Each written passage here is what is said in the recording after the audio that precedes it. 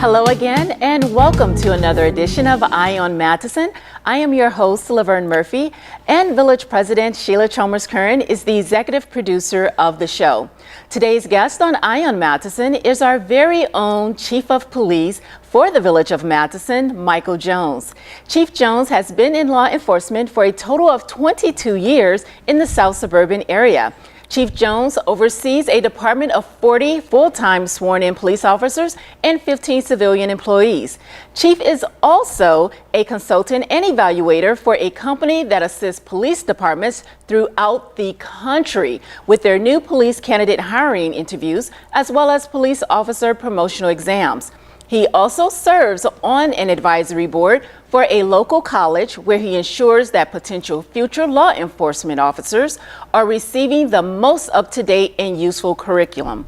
But this is just the tip of the iceberg when it comes to Chief Jones' career, which you will hear more about in today's show, and how Chief Jones has introduced new policies and programs to bridge the gap between police officers and their community. Chief Jones, thank you for joining us on Eye on Matteson today. Welcome. Thank you for having me. Great. Chief, you have such an extensive resume, which you've built over the last 22 years of your experience. What led you to actually this point of becoming Chief of Police? Well, I was always interested in law enforcement, serving the public, and just helping people. And this career has given me all of those opportunities. I started in Richmond Park, actually, in 1997. And then in 1999, I came over to Matteson as a patrol officer, field training officer, range officer. I was on our SWAT team at the time and was a tactical officer. And then I became a detective. Joined the South Suburban Major Crimes Task Force, which helps investigate very, very serious crimes throughout all of the South Suburbs. I got promoted to patrol sergeant in 2004. And then 2009, I got assigned to be the detective sergeant overseeing the Criminal Investigations Division.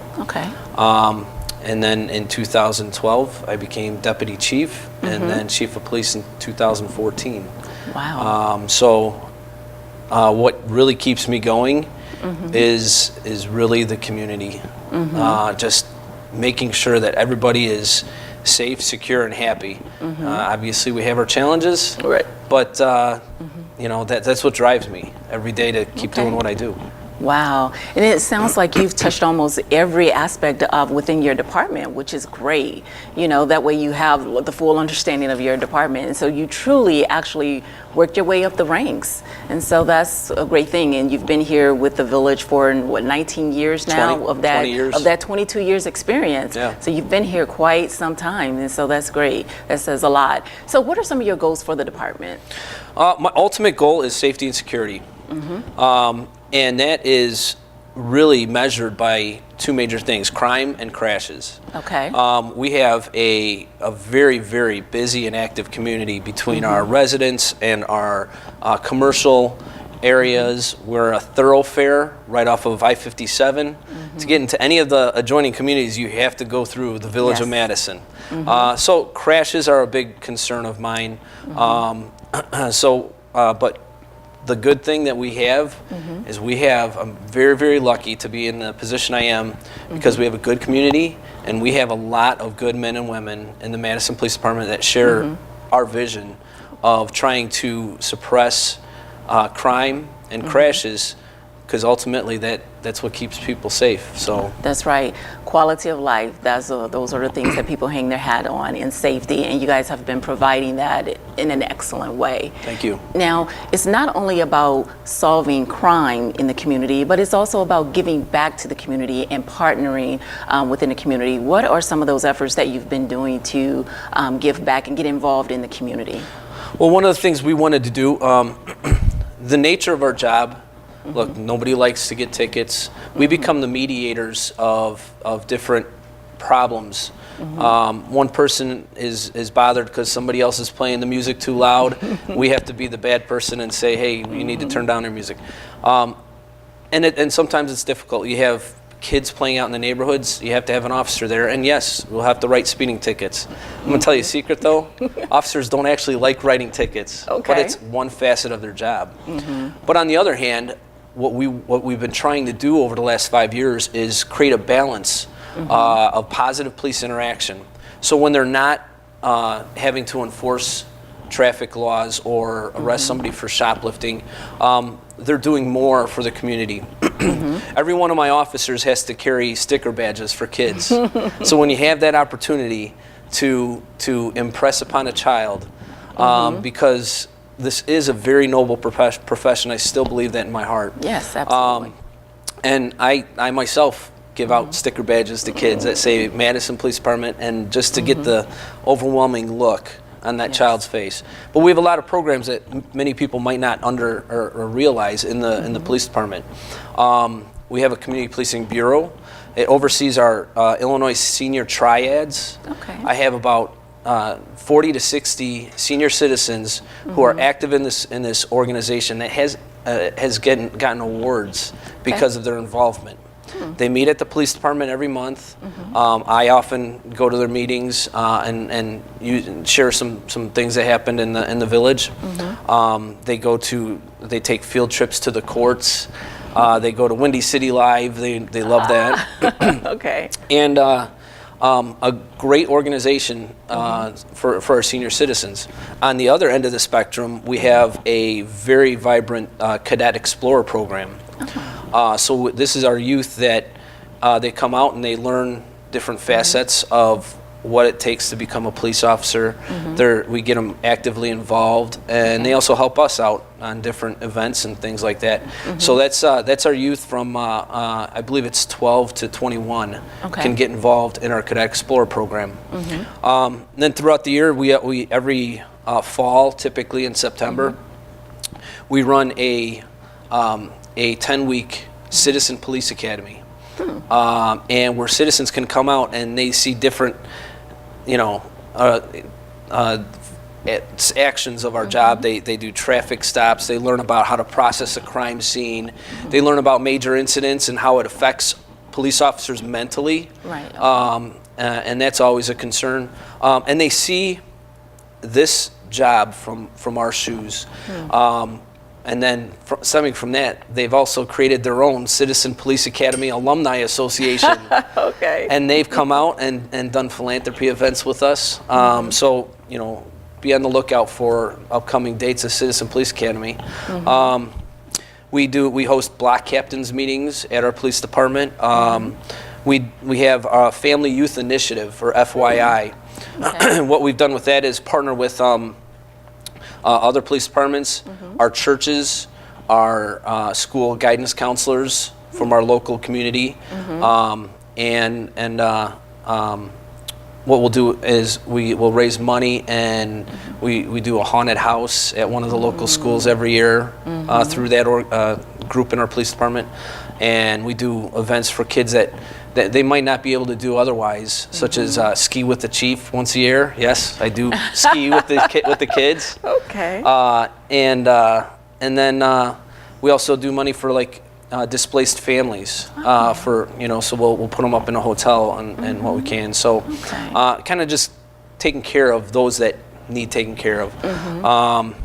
And the final program we run is a CAS camp, which is called Cops and Students Together, and that's in the summer. And there's about 50 to 60 kids that go through that 5-week camp. Okay. And it's just we take them to swimming and see a movie and kind of just the interaction. So, Wow. we have a job we have to do, That's right. but these are also the jobs that we want to do. Right. So it's kind of come full circle. And it creates a great balance. And you talked about a lot of these programs like the Senior Triad and FYI and the Cadet.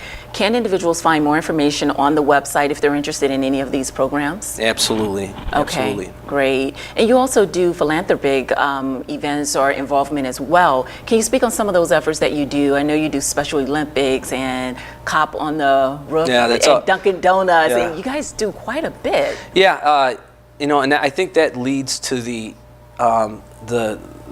real true nature of our officers, because it's something I'm very proud of, and Special Olympics is near and dear to our hearts.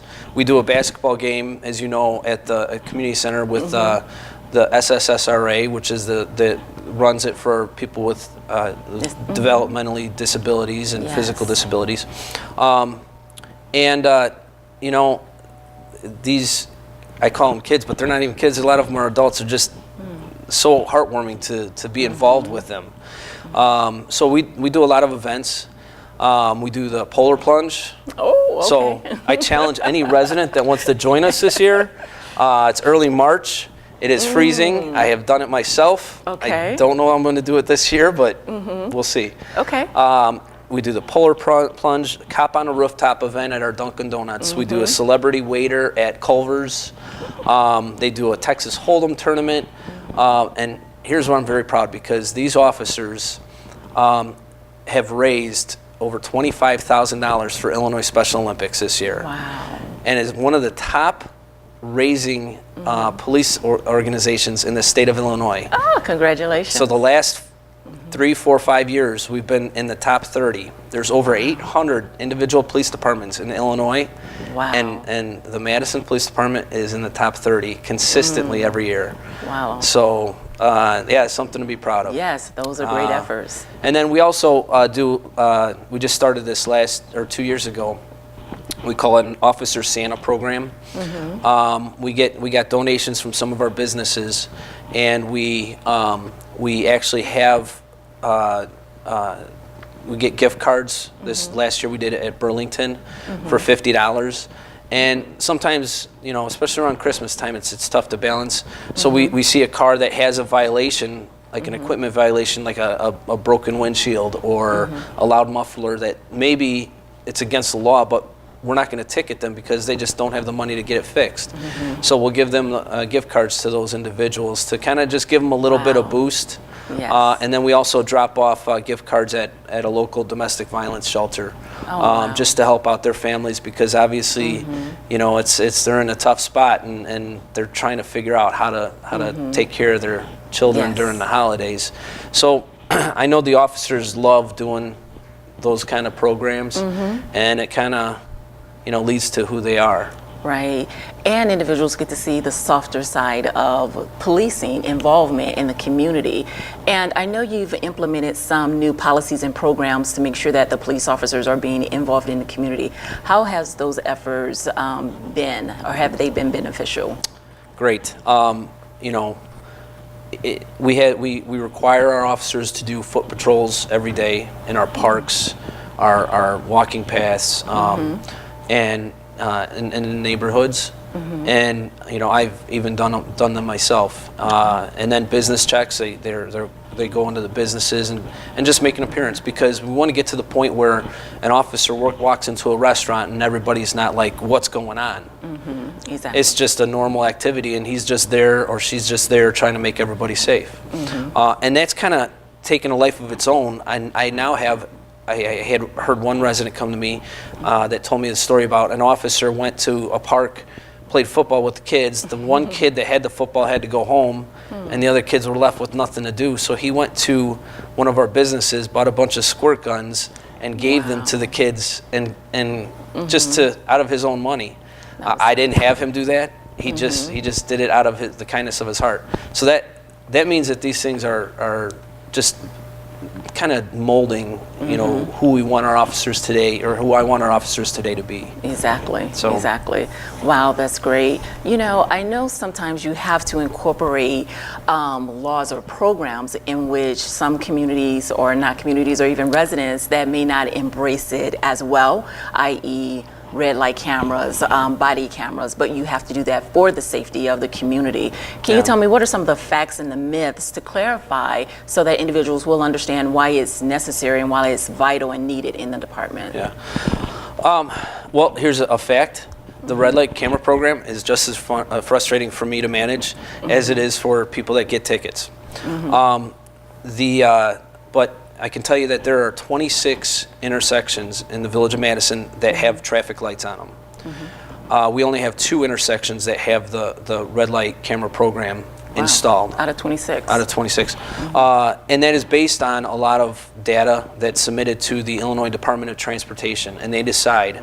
At one point, they deemed Route 30 in Cicero one of the most dangerous intersections in the state of Illinois. Okay. And we had, just a few years ago, a pedestrian get struck and killed. And then when we're having the businesses starting to thrive right in that community, you know, we have the Verizon and Chipotle and the gas station, and people are walking across the intersection. And it's very, very difficult as an officer who's been doing this job to investigate a traffic crash, and then you add in that somebody's been lost their life, and we have to go out and talk to the parents of that person or the loved ones or whatnot. So. It sounds like you're not arbitrarily just placing them anywhere. It's based on data that's been collected. Yeah, and you know, looking at all the communities, and I've been up north to northern communities, and they have them. It's almost like it's a fact of life. But one of the things that we did is, before they even were implemented, is we let everybody know this is where they're gonna be, and there's signs. Hey, there's a red light camera program. So I'm gonna tell you the exact way to beat this. Stop. Just stop, take a deep breath, look around, and make sure, because everybody's in a rush. And it's the rushing and the cell phones that are causing these crashes. In 2017, the Matteson Police Department investigated 899 crashes. That's more than 2.5 crashes per day that officers had to investigate. And it's not just one officer. Typically, it's anywhere from 1 to 5 officers to manage a crash scene. So, you know, I get it that people have all these ideas about the red light, but just stop. You don't have to stop behind the white line. They changed that law a few years ago. You just have to come to a complete stop in the vicinity of that white line, just in the vicinity. As frustrating as it is to manage the program, I can say that it has helped in other investigations. I'm sure. Traffic crashes that happen at those intersections, they're not going to a civil trial of he said, she said. For years. We supply the video to the insurance companies, and one or the other pays out because it's definitive. We've had dozens of hit and runs where we've captured their license plate, and we're able to catch the person and bring justice and peace of mind to the victim who got hit, as well as other crimes. We've used it to solve other crimes in the community. So I can tell you that we have staff that physically reviews the cameras to make sure you come to a complete stop, not just one officer, but other staff as well. And we don't even approve 100% of the videos that we view. It's right around 55%. So you may be getting a break even when you're not even knowing it. Exactly. But again, just for our business owners and our residents, like I said, everybody knows they're at Route 30 in Governors and Route 30 in Cicero, or Lincoln is also it's called. And I'm only asking, you can turn right on a red, but come to a complete stop. Just act like there's a child playing on the corner, like any stop sign. And we'll get through this. That's good to know. A lot of times people do wonder, can I turn on red even if I stop? So that's excellent information. But you receive a lot of information or a lot of tickets with individuals kind of violating the red light, but there's just a small percentage that are just residents. Wouldn't that be correct? Yeah, as of last year, it was 12%. only 12% of the very residents. I would rather it be closer to zero, because I went to the homeowners meetings and I sent a mailer out in everybody's water bill about how many people just threw in the garbage. So I tried to get the word out because I didn't want it to be a surprise. I wanted everyone to know this is the law. I didn't write the law. We're just enforcing it, and hopefully people get used to it and start changing their behaviors. That's what it is, and it only takes one. It only takes in one. a split second. Yeah, I think you actually sent some clips, and hopefully we can implement that in this recording. Absolutely, no problem. So, Mike, is there anything that you would want to share with our viewers or our residents, which we have not covered today? Well, I can tell you that there is a crime trend that's affecting all of Chicagoland area, and it is very unfortunate. But I got into this job a long time ago because of the whole bully-victim dynamic. Okay, people that take advantage of other people, I consider bullies, and everybody else can become a victim. That's right. But don't help yourself get victimized. And what I'm talking about is the current trend of stealing cars and or breaking into cars. And when I say breaking in, I mean people are leaving their car doors unlocked. And I've said this in many other venues, and they're leaving laptops in their cars and valuables, and then everyone's too dependent on the electronic features of their key fobs to lock their door and not actually checking it. And then people are leaving their key fobs in their pockets while they're gardening or doing house chores, and they're inadvertently unlocking their car door in the driveway. So we have individuals, bullies or predators, that are coming to our community and simply pulling car door handles. 20 years ago, when we all had to manually hit the button, they would have to take the extra step of breaking into the car by breaking a window or popping the lock. We don't see that anymore. It's easy to just open the door, take the iPod, take the iPad, take the bag, whatever, and then close it. Now we're encountering people that, especially in the winter months, who are leaving their car doors or their cars running with the keys in it. Yes. Not the keys in it, but it is actually state law that says you cannot leave your car running with your keys in it. You could get cited. Now, we're not sending officers out there to write tickets on every single person that does it. But I can tell you that we have had cars stolen from our gas stations. People pump their gas, leave their car running, go inside to pay, come back and their car's gone. Okay. I wouldn't necessarily do that, but okay. You don't have to admit to anything here. We've had people that are warming up their cars in their driveways with their keys in it. And another phenomenon is, and be wary of if you start your car up with your you have those the starts where you have to just be in the vicinity and you just hit a button. Well, you could be coming out and it takes 2 seconds for a predator to steal your car just while you're in the vicinity. Right. So invest in something. If you don't have automatic start and you have keys, get another set of keys so you can lock your door. That's a deterrent. Right. Or better yet, invest in those automatic starts. I don't know what they're going for, a few $100, I'm sure. But that's a great way to warm up your car without your car possibly being stolen. Yeah. And it's such an easy opportunity, and so that's why it's probably on such high alert or whatnot. But it's not a Matteson thing. It's just something that's trending across, the board, I'm sure. Yes. Well, great. Well, Mike, this has been a wealth of knowledge. I have one more thing, if I can just bring it out to the public. It takes a very, very special person to be a police officer, and I think that we're looking for special individuals. I want to explain the process of becoming a police officer and then ask the residents for something. Yes, absolutely. Becoming a police officer, it's not you just put in an application and get hired. It's one of the only careers where you have a testing process just to get on a list to be considered. That testing process can take a year to complete. Oh, wow. It's a physical test, a written test, a psychological test, a pathological test, a medical test, and then once you get all that, you get placed on a list. And then if you get hired, we send you to the police academy for 3.5 months. And if you get through that, then we train you in our police department for about 4 months through field training. So just to become a solo police officer, you're talking about a 2-year commitment. All right, that's how special the guys and girls are in the Matteson Police Department to have gone through all that. Absolutely. But you always need more. People Yes. retire, and we're always filling holes. So the list is good for 2 years. So that's a process. Okay. And what I'm saying is, you know, I talk to a lot of kids who have other career paths. And I think at one point I wanted to be an astronaut, and that didn't happen. But I'm telling you, everybody that our list is currently set to expire in August.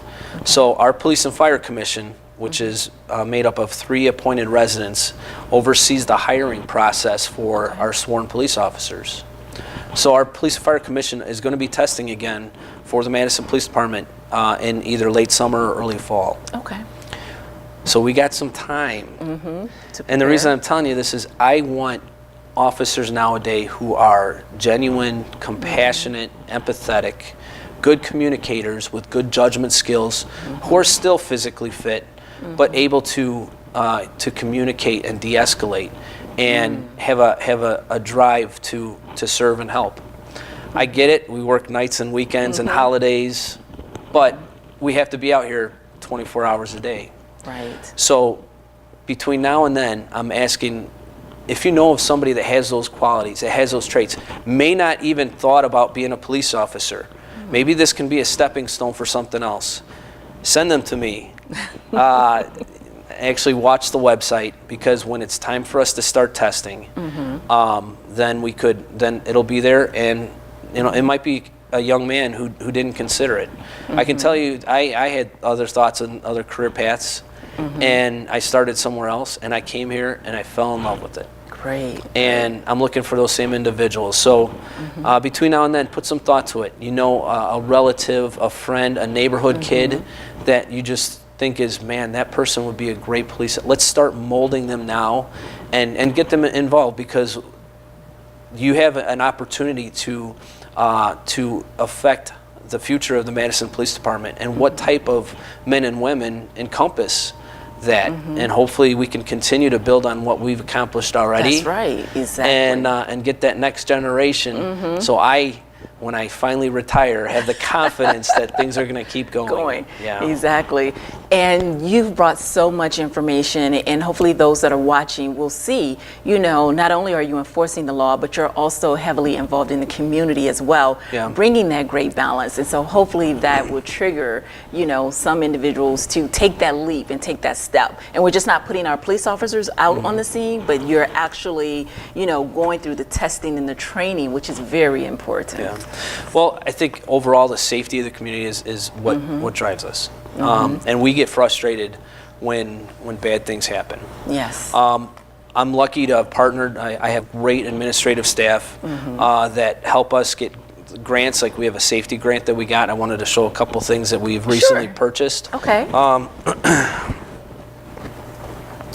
Unfortunately, not everyone's a great driver, and this year alone, we've had 2 or 3 cars that have ended up in ponds, local ponds, and or flooded viaducts. And with all of our equipment, we're not equipped to dive every time into the water and save people.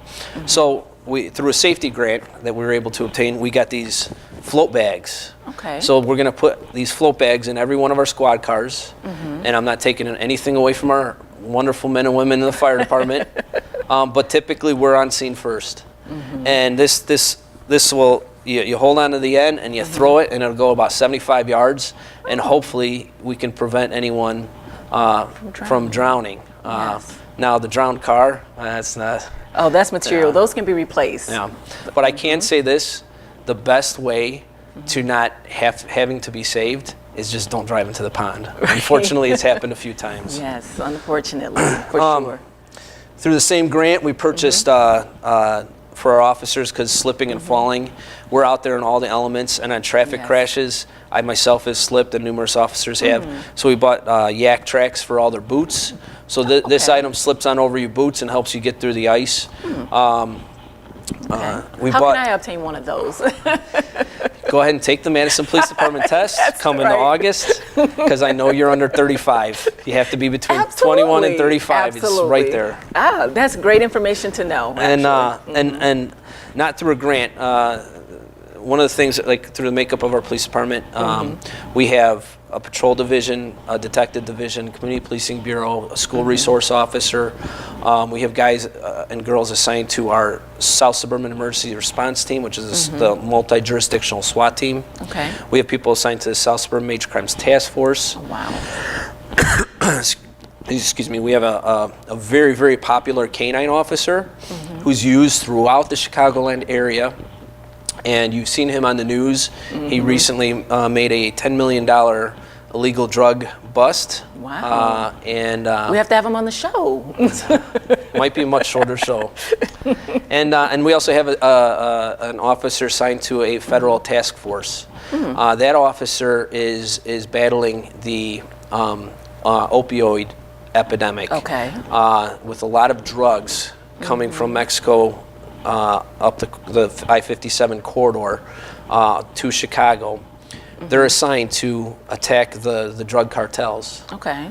So not only are we seizing drugs, but these drug dealers also have lots of money that we're seizing. We send them through the money through the court process.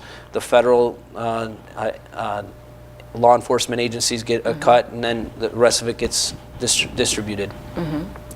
So over the last 3 years, the officer and his team has been very good at these federal seizures. Great. And we're getting hundreds of thousands of dollars. So one of the things that we did is we purchased body cameras. So we'll be rolling out body cameras because we want to increase accountability, transparency, and it also increases the efficiency of what officers are able to accomplish.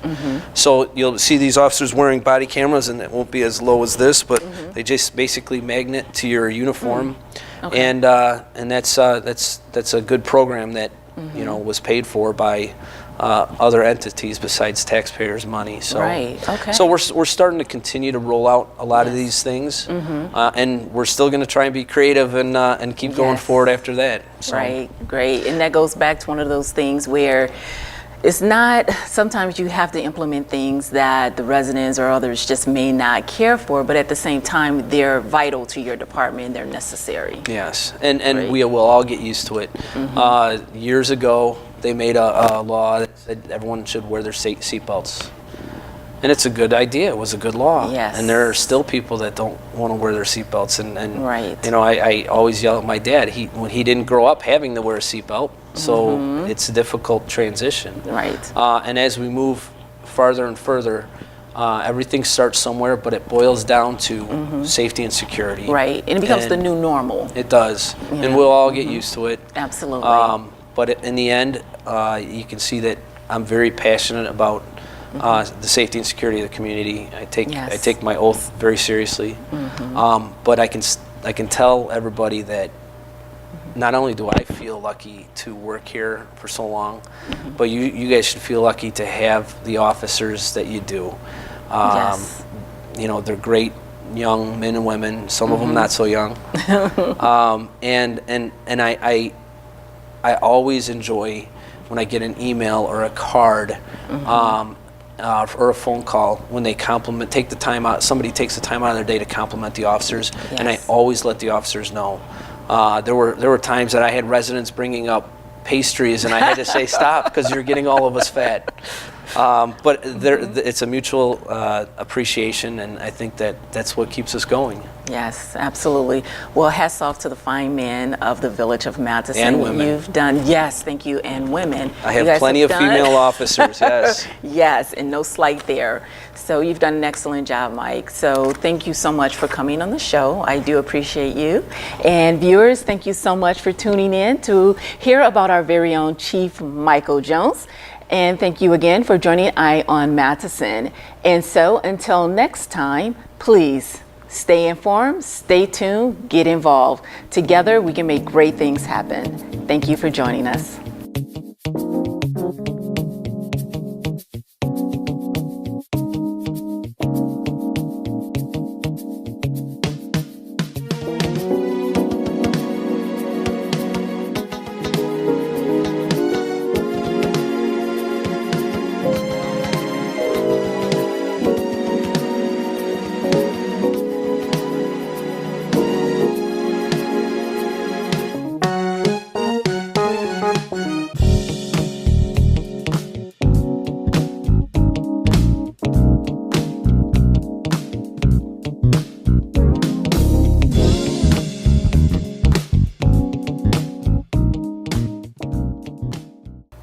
As part of Eye on Matteson, a business in the spotlight will be recognized to showcase our businesses that are open and serving our community. The Sam's E-commerce Fulfillment Center celebrated their grand opening, and our village president, Sheila Chalmers-Curran, gave a welcoming speech.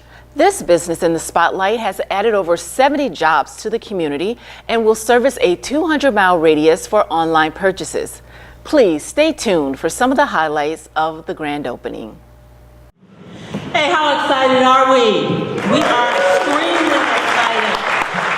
Look, long before when I had conversation and called them about coming back to the village of Matteson, I talked about the idea that they had put a fulfillment center in Memphis, where I was born.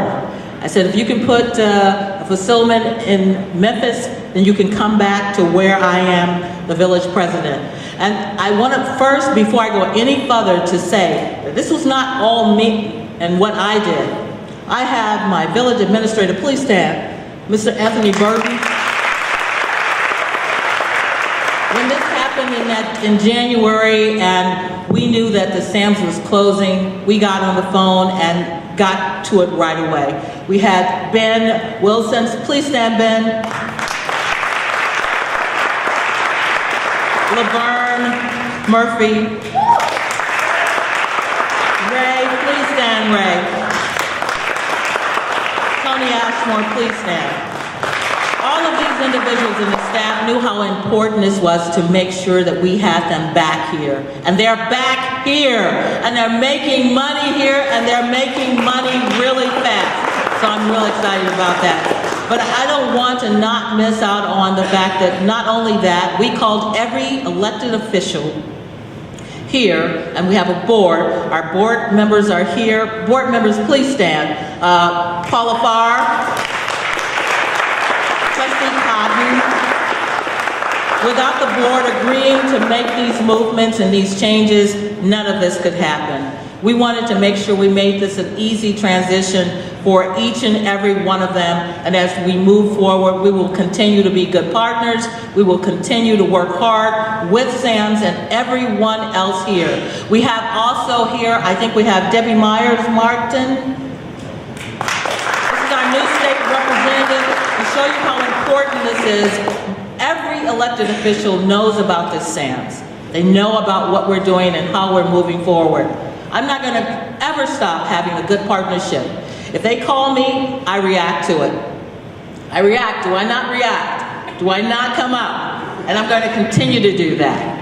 Listen, I know we got a lot more that's ahead of us. We have a lot more that we plan on doing. But I want you to know, as the village president, we're going to do everything we can to keep moving the village of Matteson forward. And I want to welcome each and every one of you for all that you do and all that is going on. And thank you for the men and women that work here. I know lots of them are from the Southland. We appreciate you. We are glad you are here. We are glad you are working here in our environment, and we look forward to seeing more and more of this. Thank you, and welcome each and every one of you. Thank you so much. Thank you. 1, 2,